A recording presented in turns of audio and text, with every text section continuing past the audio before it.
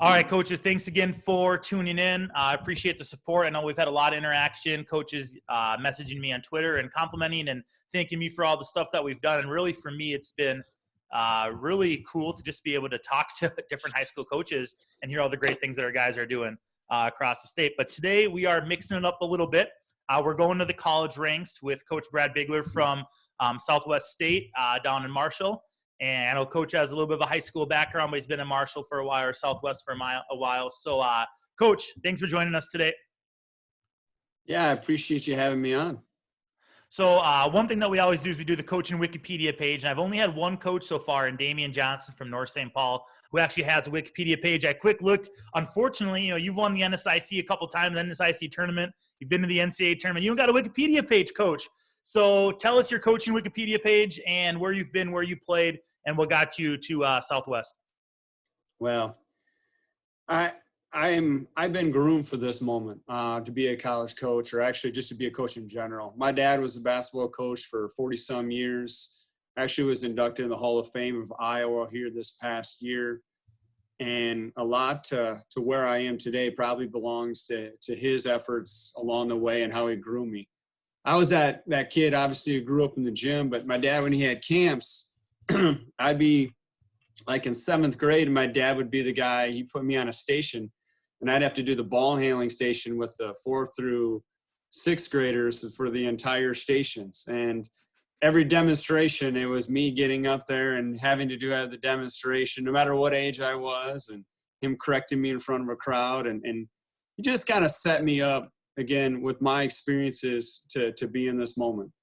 I grew up in Iowa in a small town, ended up moving to Fort Madison, Iowa, and was fortunate to play with some great players. When I was in Fort Madison, I moved in and I had, God works in mysterious ways. I moved in and my neighbor was the best role model that I could ever have.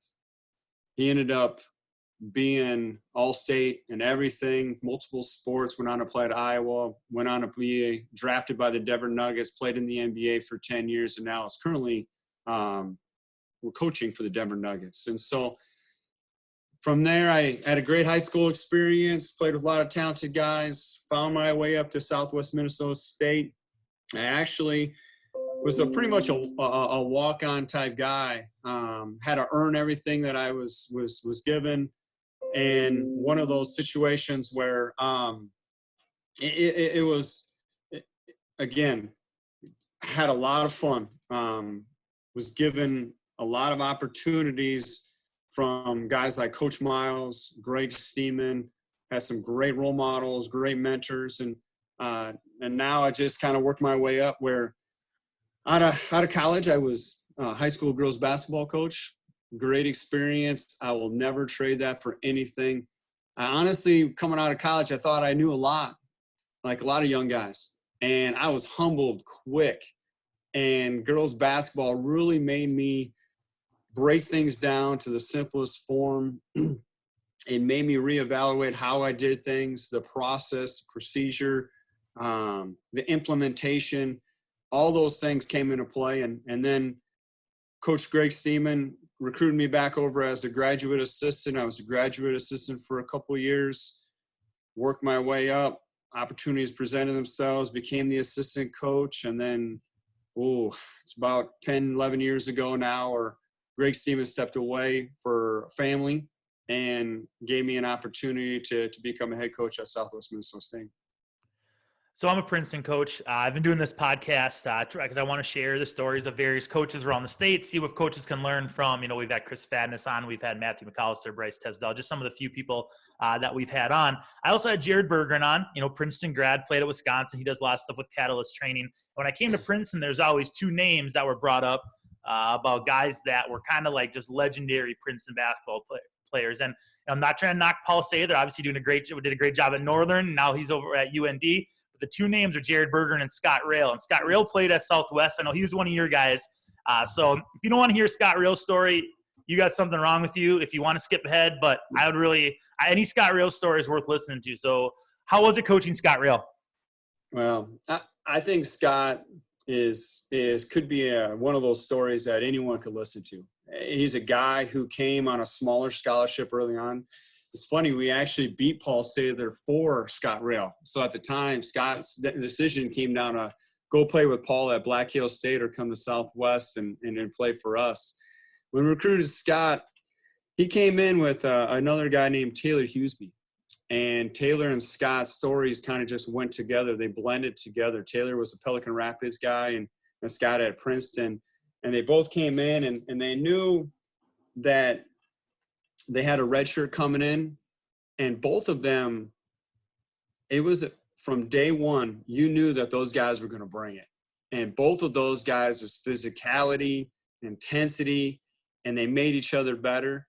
And then Scott Rail just kind of, you know what, I have to admit, he just kind of took off. His junior and senior year, he was one of the better power forwards in the league. His senior year, he actually, there's not many guys in the NSIC that average a double-double.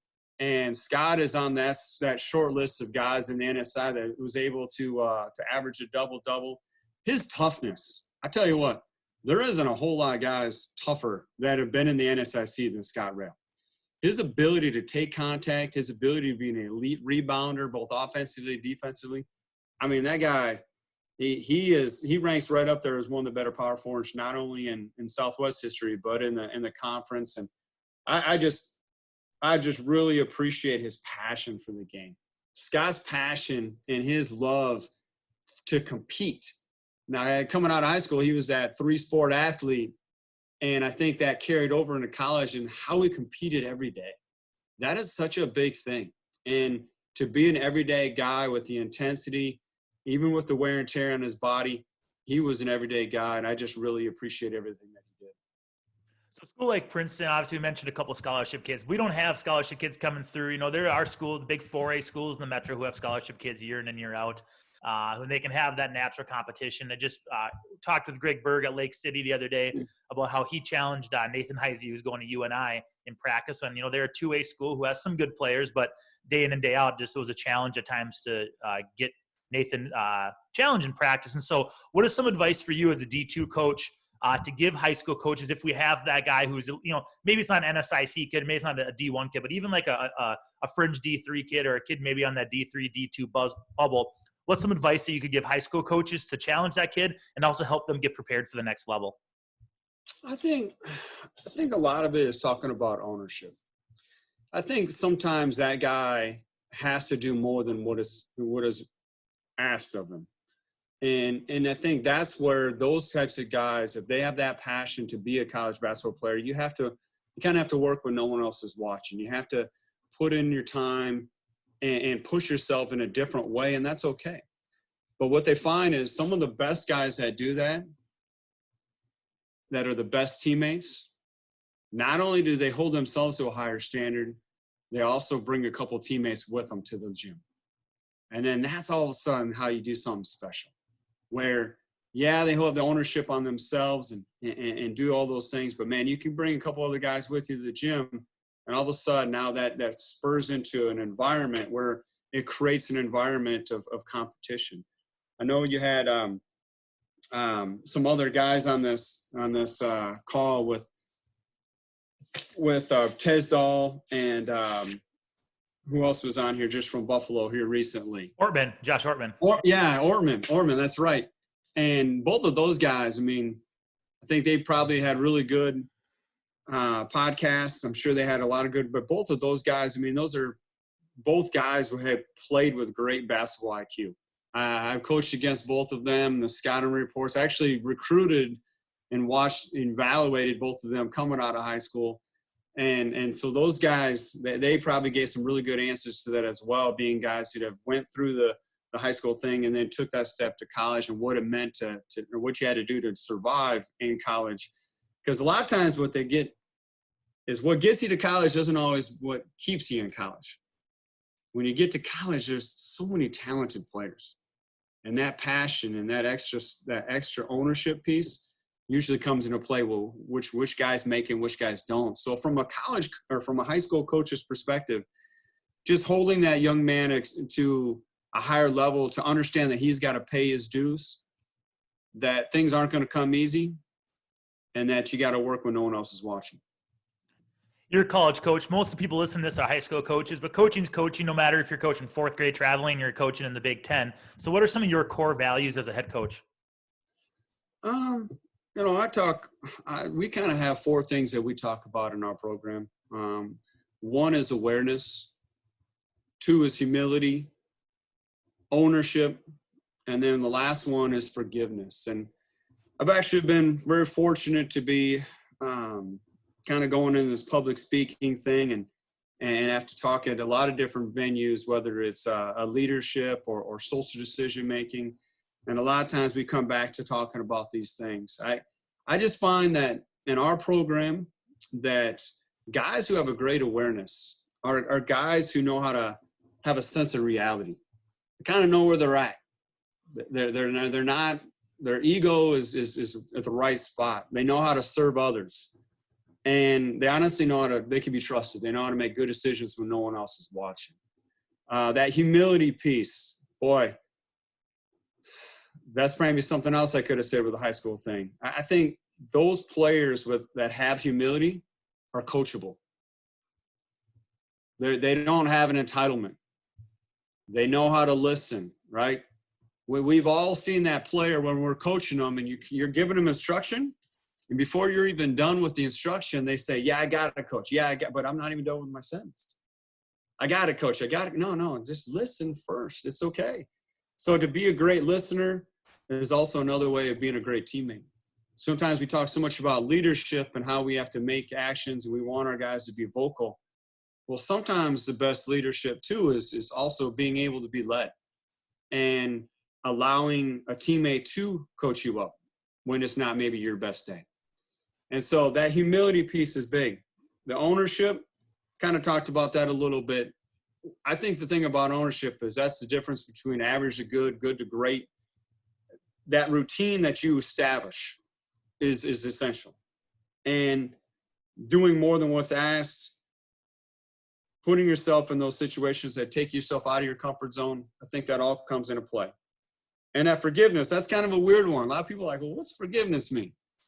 Well, forgiveness is what in my expectations or my experiences with players who have expectations, your ability to not only forgive a teammate, but also to forgive yourself. A lot of guys have a hard time forgiving themselves in the moment where they get down on themselves and they don't have the ability to move on to the next play.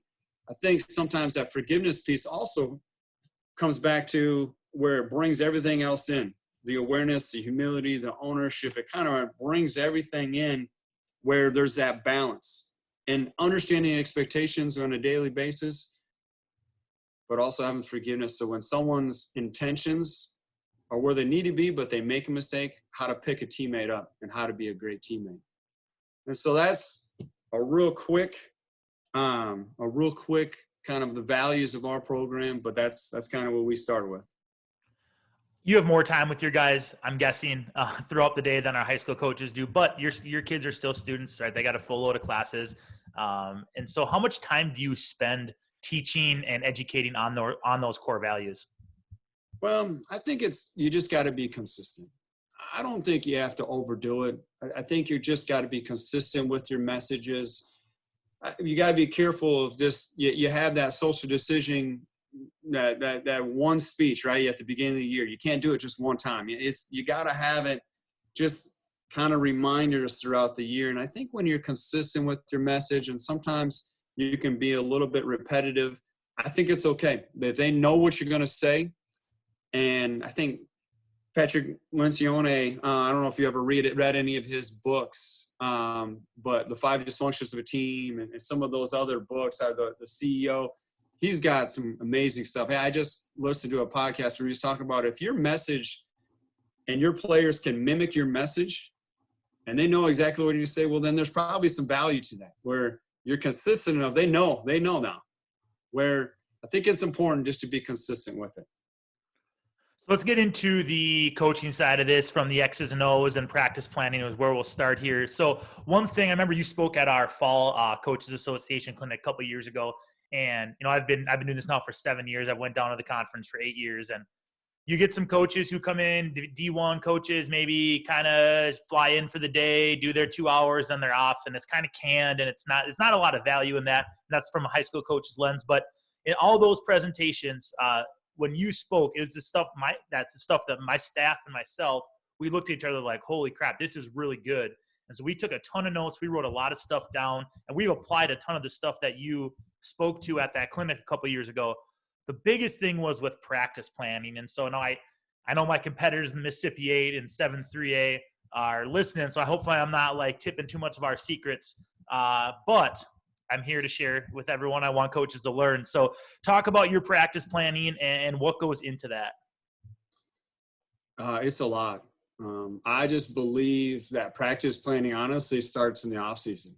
It starts with so much about understanding the schedule and holistically of your year, and then how you can practice not only at the beginning of the year. Everyone's pretty organized at the beginning of the year, but it's in the middle of the year and at the end of the year, and how you have to have different types of practices at different times of the year.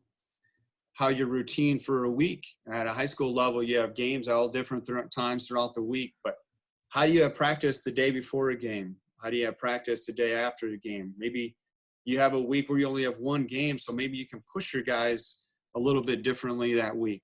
I think planning ahead and understanding all of those situations is important. I think basketball is creative. I think you have the ability to teach certain drills that can happen early in the year. And then I think you can phase into some more detailed drills in the middle of the year, and then even add some stuff at the end of the year from a skill development standpoint, from an implementation standpoint. I think, again, that planning piece, even for me right now, I mean, we break it down now, and we look also holistically of maybe even some approaches to, we're going to go against these defensive packages within our conference for these 2 weeks. Do they align? How do we prepare? And again, just getting those reps well in advance, rather than just doing stuff just the day before a game. If you can plan ahead and you can have some different breakdowns, you can do some different things. Again, just those reps will allow you to be successful.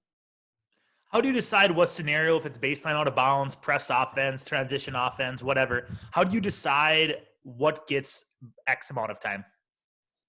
That's good. I try to chart a little bit offense and defense and having a balance throughout the year. Just not allowing us to slip one way or the other. But I do believe just teaching those situations. I'm a big believer in end-of-game situations, having practiced them, so that when it comes to the end of the game, there's no, I don't have to be ultra creative and draw something up in the heat of the moment. The guys kind of know what we're doing. And I'm a big believer in understanding that throughout practices in the week, and knowing when you can do those things and sprinkling those things in, it's important. The end of game situations, whether it's your side outs, end outs, full court, having a little bit of that time and just planning ahead with all that stuff, it's important. I'm not the biggest baseline out of bounds guy, where we don't spend a great deal of time on that. But that obviously for some guys, I mean, some coaches take that to another level. They want to win that game. Like they've charted. Are we going to win the baseline out of bounds war with the other team? Are we going to score more points in that situation than the other team? I want to say that we're necessarily that, but we definitely split, an emphasis on all situations. Do you have, are you blocking off X amount of time for offense and defense, or are you kind of merging the two things throughout a practice? I think you have different offensive implementation drills, where maybe a drill, we're really big on offensive scheme buildups, right? So we're going 3-on-3s to 4-on-4s to 5-on-5s. And it's a lot of it is with our ball screen offense going against the defense that we're going to be seeing that week.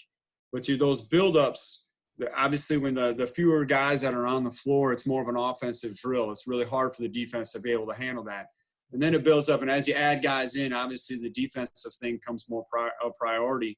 But, just your ability to create game-like situations in practice. Sometimes your defensive side of things, you're going to make it harder than the offense, harder for the offense, and it's a defensive drill. And again, we're big on rotations, and I'm sure you're going to ask a lot of those questions later of what our philosophies are of offense and defense. But we're big on playing as a unit, and that's both offensively and defensively. I'd be remiss if I didn't ask for a couple of drills that high school coaches could steal. I know it's going to be tough for people listening to explain a couple of drills. What's like 2 drills that you could share out that high school coaches could try to install into their practices next fall? I know I'm putting you on the spot there. I didn't give you that heads up, so I'm putting you on the spot. That's okay. I think from a defensive perspective, we talk so much about the levels of the defense on the basketball, rim protection, and then the rotations after that. And we put our guys, we're not as much the traditional shell where you have 4 on the perimeter. We do that a little bit, yes, but we have one what we call it's a shell that's a diamond. So it's kind of a 3 out with a big guy in. And then what we'll like to do is we call it an open block. So we'll push the post away. So wherever the ball goes, we'll push him away. And then we're just really encourage a lot of driving, lane line drives, baseline drives, and then having our full levels, right? So your 3 levels of pushing them to the rim, the guy at the rim guarding the rim, and then the guy on the backside just seeing and closing out. And I probably could follow up and give you some more video. We have a lot of video on that, but it sounds like a simple drill, but there's a lot of details of things that you can do within that drill. You could go live only on the wings. You could go live only on top. You can say, hey, we're going to push him to the baseline. We're going to push him to the middle. There's a lot of different ways of changing the drill and making it a very competitive drill, but also it's one of those things, if they can do those rotations 4-on-4, you add a 5th guy just to kind of complete the rotations later on, where we go a 4-on-4 then to a 5-on-5 build-up. It just allows your guys to be able to anticipate. We talk so much about being able to see the ball, anticipating, and being instinctive. There was a while there, and we weren't necessarily – this year we're kind of starting over the cycle, and we can talk about that later, but when we had our best teams, we led or got second in the league in steals, and it was our ability to be playmakers off the ball and read and get our hands on balls. And I like to say turnovers to touchdowns. And so we get those steals and put them in layups. I think a lot of times in the end of the season, when you get turnovers to touchdowns and you get those 4 or 6 points, that can be the difference in the game. And so just to be defensive playmakers, we really encourage that. Let's transition to defense then, since you talked about it. What is your guys' general philosophy with rotations? Well, I know the new thing is to not to rotate, right? That's kind of the new phase that's kind of coming in. I don't know if that's trickled into high school as much, but in college, there's so much about, hey, it's really turning into a one-on-one game like the NBA where you don't necessarily have the levels. I'm old school with that. I just believe you're never going to be able to score on one guy and us in the paint. We always want to bring a guy for rim protection, whether that's a guard or a post. We just want to take away those high percentage shots.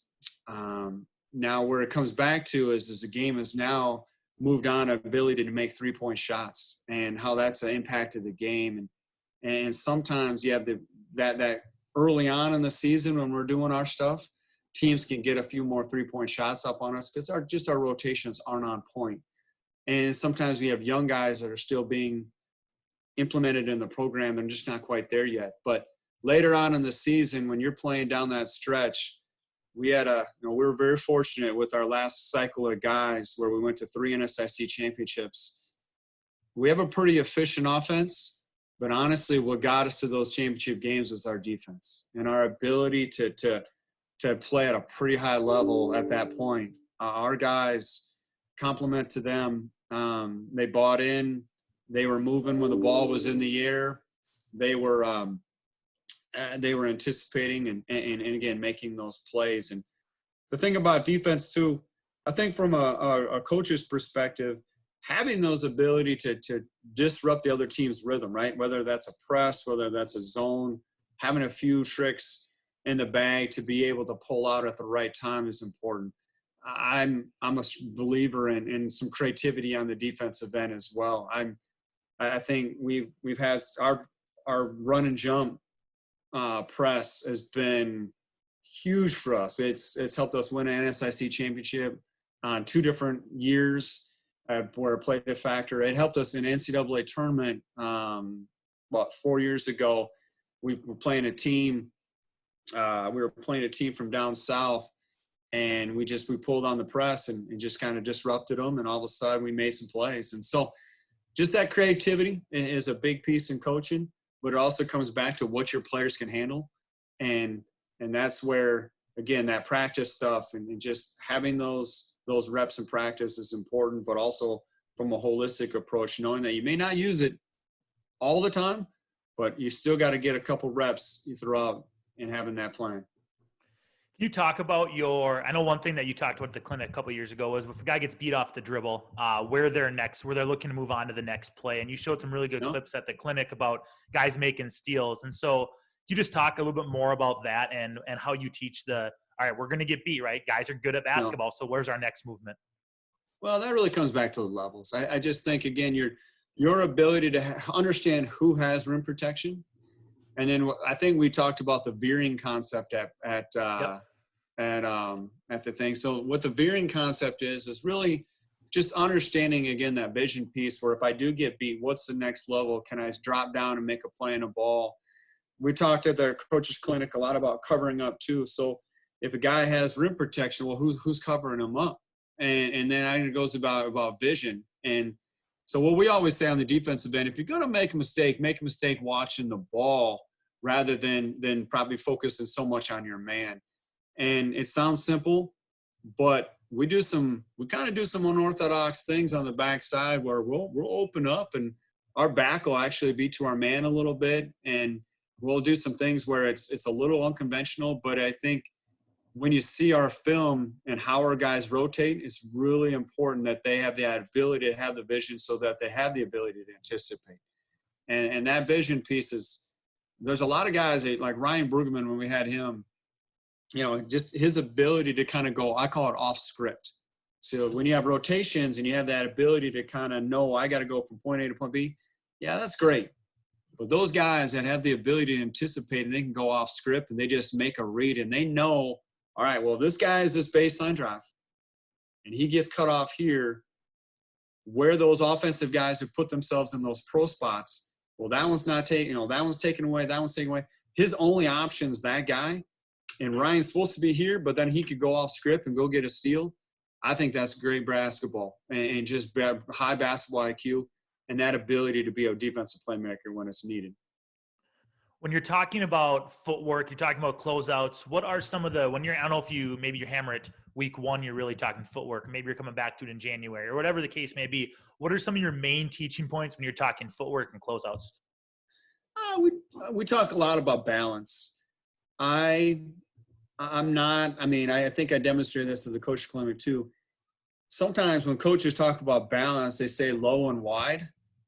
And I guess I would disagree with that respectfully, that the wide piece isn't necessarily what sets you up for success. I have so many video clips of NBA guys, college guys, where you get low and wide and you don't have a good first step. You can't open up your hips. You can't shift. You can't get a first slide angle. So there's a lot of things where we talk about probably being a little bit more narrow. I would say kind of like a cornerback on defense in football, where you're a little bit more narrow and more athletic in your ability to shift and move. The new thing too depends on how you close out, whether it's on the wing or whether it's on top. On the wing, you can do the traditional 3 slides here or there, but on top, kind of the new thing that's being taught is to kind of open up your hips and kind of take off running and cut them off with a run. And that's more of an elite defender skill set with fast guys. And so again, just that ability to understand where you're at on the floor changes how you close out. Obviously, the personnel also changes how you close out, but also from your own personal perspective, you got to know your own strengths. What's my strengths and how I close out? So, there's a lot of things that go into that. And it's just important that guys got to know their own game. I gave you the opportunity when I asked about what you would want high school coaches to know when preparing their student athletes for the next level, and you didn't rip on the flex. I really was hoping you kind of give it to the flex a little bit because I don't think that's a very efficient offense, but I know some teams still run that, and I guess that's great for you if you're still running that. What do you guys run, and then what would be within that? What do you think would be is if you watch a lot of high school games, you're recruiting a ton of guys, especially in the state of Minnesota. I know you probably trickle into Iowa and South and North Dakota a little bit for some of your guys, but you're watching the high school game a lot. What do you think is an offense that you would recommend? Maybe it's your stuff, or you would recommend coaches installing within their program? Well, I think, again, you have to go back to what your strengths are. But I do believe if a coach has a good system, then a system has the ability to adapt to its personnel. And I think you have the ability to also be creative enough where you can include some ball screens. I always laugh about that a little bit too. So, I mean, I guess I didn't listen to the podcast with Tesdall, but I would say, like, I always laugh because head coaches coach how they were confident how they played or how they were taught. So, like, you get a shooter, and a shooter's now a head coach. Guess what kind of offense he's going to run? He's going to run a motion offense. You get a big guy, like I make fun of Paul Sather all the time. You get Paul Sather, well, what kind of offense he going to? He's going to run a big guy offense. So he's going to get post touch. You get a backup point guard like myself, guess what? We're going to be a very unselfish, got to make the extra pass offense. And so I think for high school coaches, you got to know where you're at in the environment that you're at and what you can teach. But I do believe incorporating, if you're not incorporating some ball screen stuff at some level, it's probably not, there's a lot of things you can do with it. Now, do you have to do it all the time? I'm not going to say you have to do it all the time, but I base our stuff off of a lot of the NBA stuff, but also I would say now it's actually phasing more to European basketball. Our offense is called Phoenix for a reason.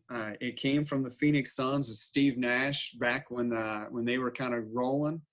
My own son's named Nash, so that shows you how much I like their offense. So, but I think there's a lot of creativity. D'Antoni does a great job of different ball screen angles, and I think it's important for high school coaches to understand if you're not doing that run-up ball screen where it's going to the baseline and you got spacing, I think it's something you probably should add. It's something that is taking over the game. It's a ball screen angle that puts a lot of pressure on the defense and the rim protection. I was talking to Ben McCollum here just yesterday from Northwest Missouri State. They make a living on it. Obviously, their success speaks for itself, and his national titles and his national kind of notoriety. Again, the ball screen stuff's important.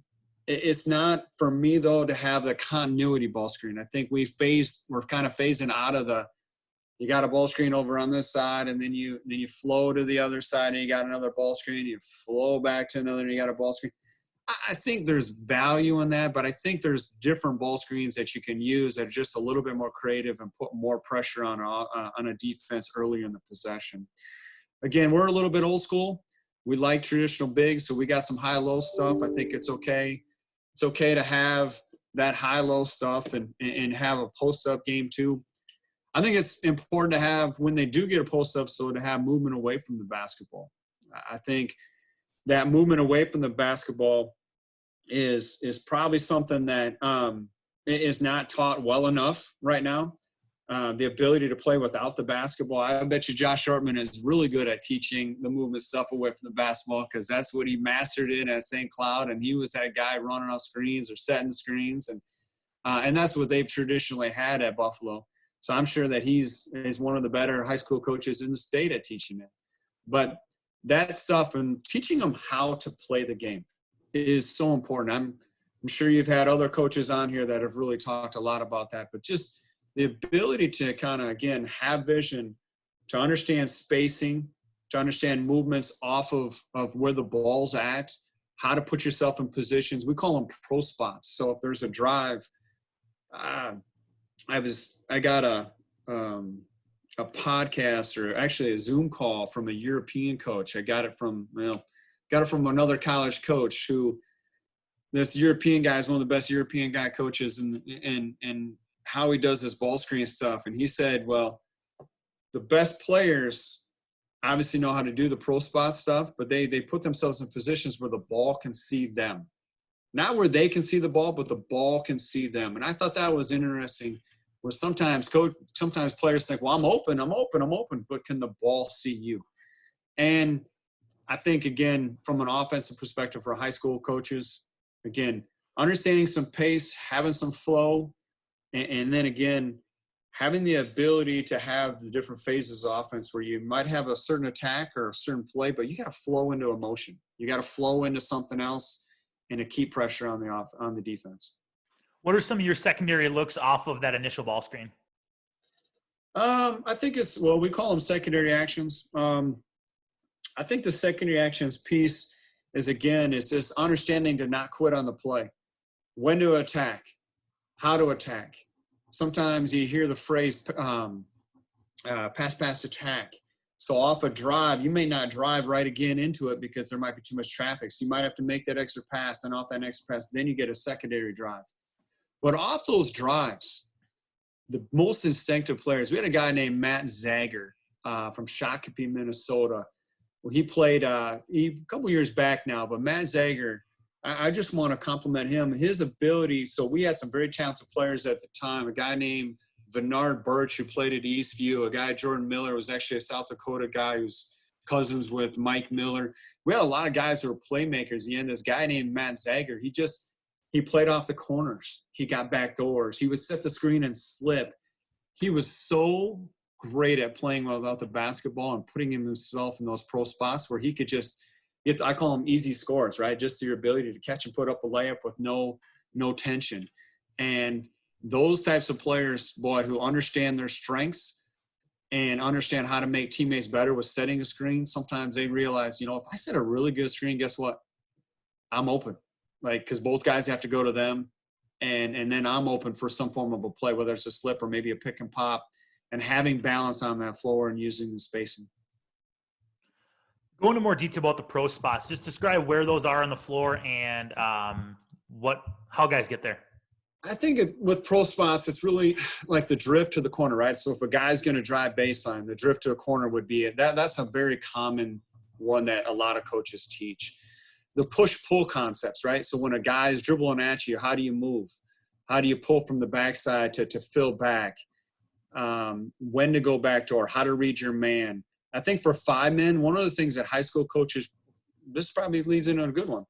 High school coaches, if you could teach your 5 men how to move off of drives and to put yourselves into those pro spots to the front of the rim, or we call it a banana cut, where maybe you're playing behind the defense. There's to empty out of the block at different times. How to empty out of the block? Do you spin off it? Do you step through? Do you step down to the baseline?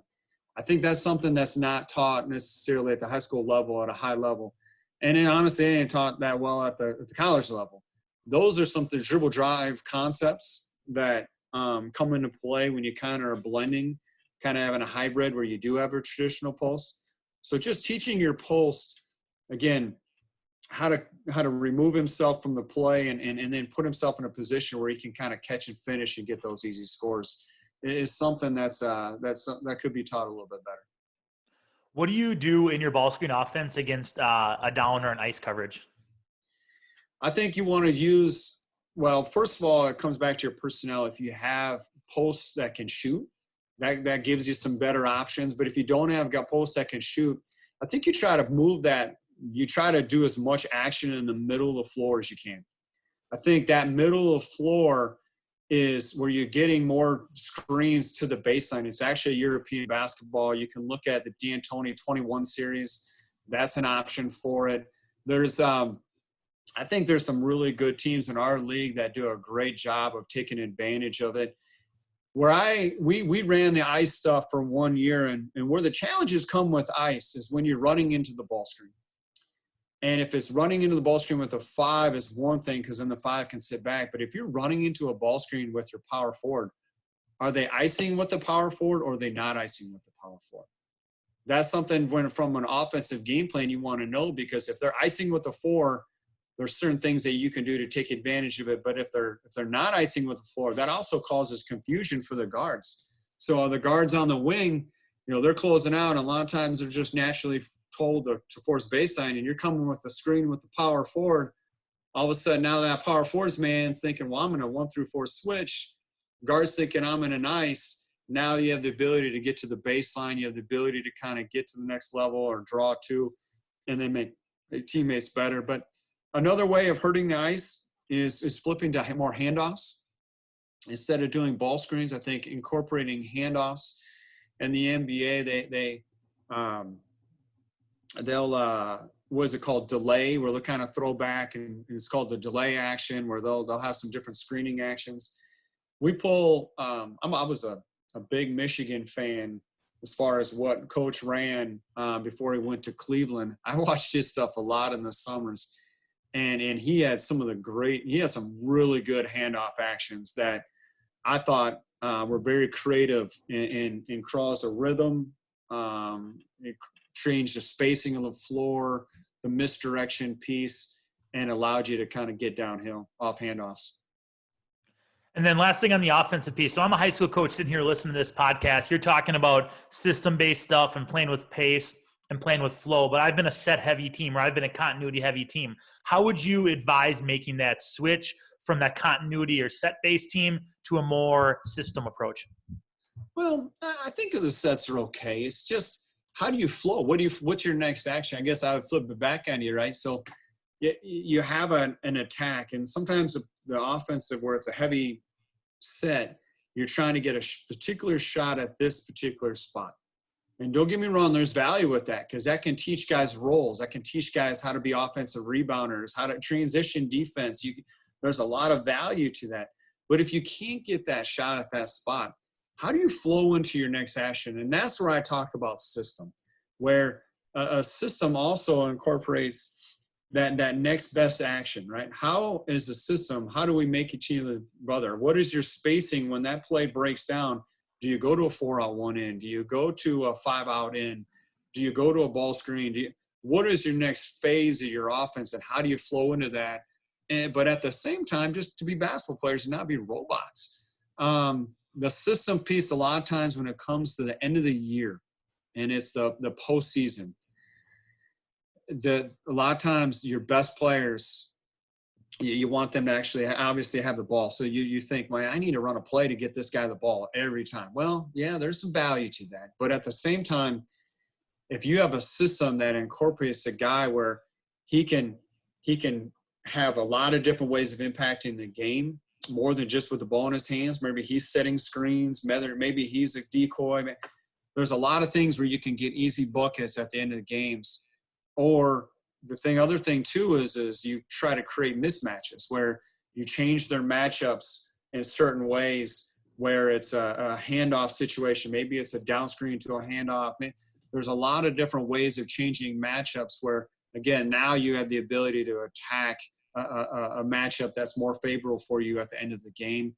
And then again, you talk about those pro spots and guys playing off it, because in those matchups, a lot of times defenses will get caught watching, and you can get an easy bucket just by simple motion actions and screening actions away from the ball at that same time. Last thing I'll ask, and then I'll give you a little chance to plug your satellite stuff here at the end. But we talked last night on the phone before this interview just a little bit about you guys using synergy. I know a lot of high school coaches are on Huddle with Huddle Assist. Some coaches they're just getting their own film broken down. Other coaches have the 3 breakdowns a day, or they're getting a lot of scout stuff broken down. Regardless, how are you using data at the college level? Again, because we're both dealing with student athletes. Obviously, a lot of kids are on some sort of scholarships. They have a little bit more skin in the game in that sense, in the basketball side of it.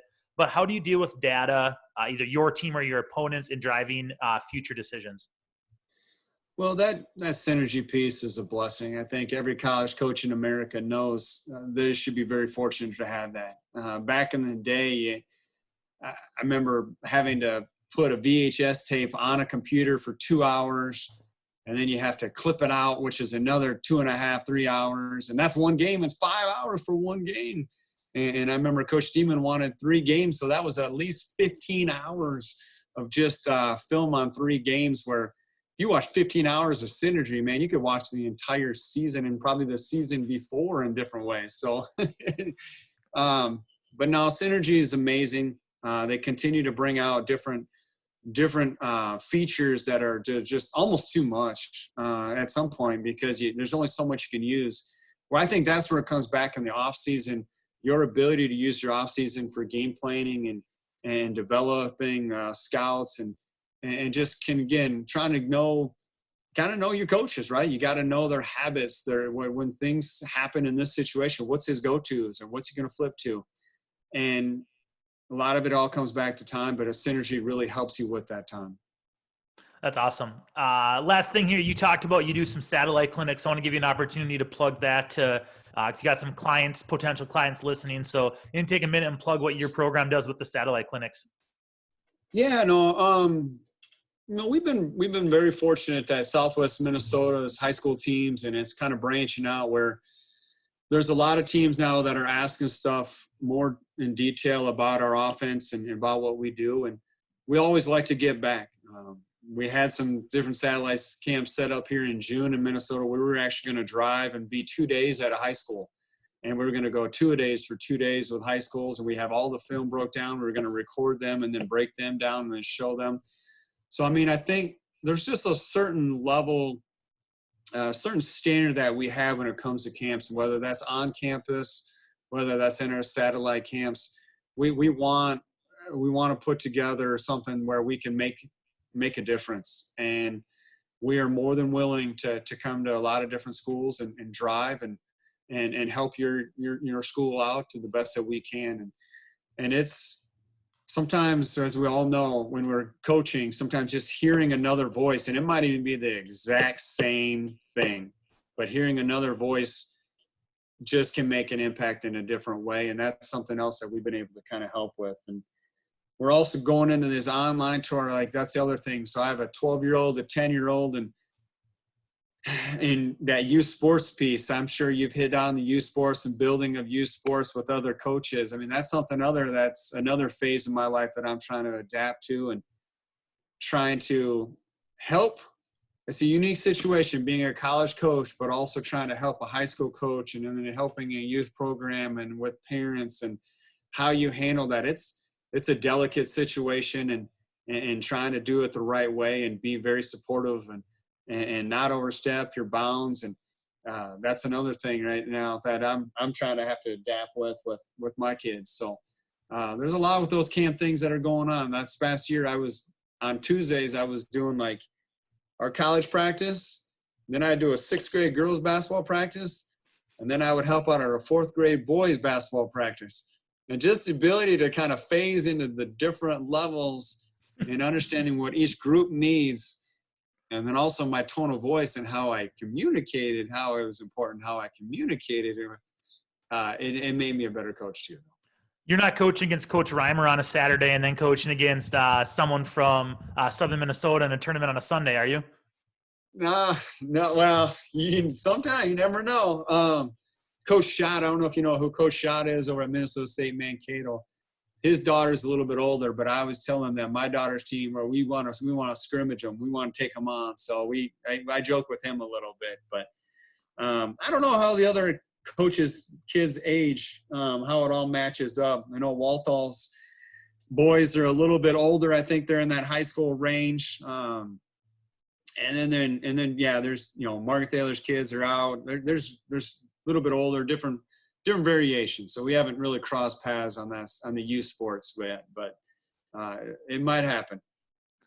All right, Coach, I appreciate a lot of good information there. I think this would be one that coaches should listen back to. There's a lot of good stuff on the offensive, defensive side and with the practice planning. Coach, thank you. Stay safe and best of luck with your team next season.